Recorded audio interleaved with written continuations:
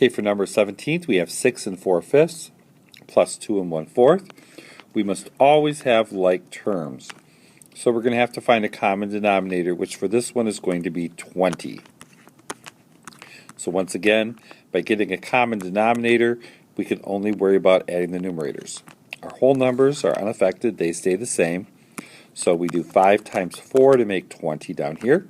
So we have to do 4 times 4 to get 16. Then 4 times 5 gives us our 20 down here. And so therefore 1 times 5 gives us 5. So now we go through whole number plus whole number equals 8.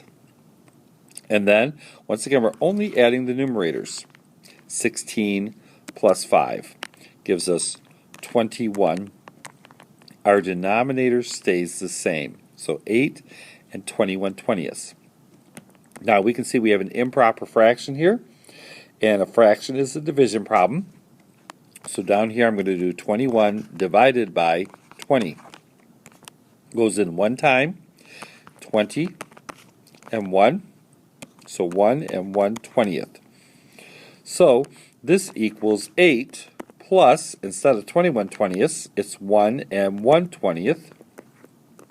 So that will now equal 9 and 1/20. So we're just going to add the 8 and 1 to become a 9, and the 1/20 is the fraction that's going to remain the same.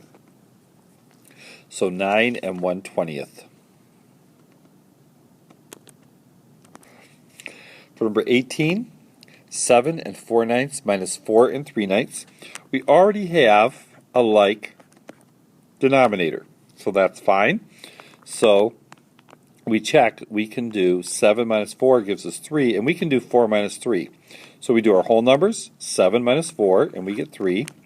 And then we do just our numerators. 4 minus 3 gives us 1, and the denominator, it just sticks at the end. It's just a term or a tag. So we get 3 and 1/9, and that is in lowest terms. So once again, if this denominator is the same, all we have to do is subtract the numerators, and we have a small problem like 3 minus 3 from 4. For 19, we have 5/9 minus 1/4. We have to have a common denominator. So for 9 and 4, 36 will work. So 9 times 4 is 36. So whatever we do to the denominator, we do the same thing to the numerator, and we're going to end up with 20. Then on this one, we did 4 times 9 to get our 36. So we do 1 times 9 and get 9 here. So now, this is a term or tag. We just stick it at the end, ignore it, and we're just doing the problem 20 minus 9 to get 11. And 11 and 36 are prime to each other, so that cannot be put in lowest terms. 11/36.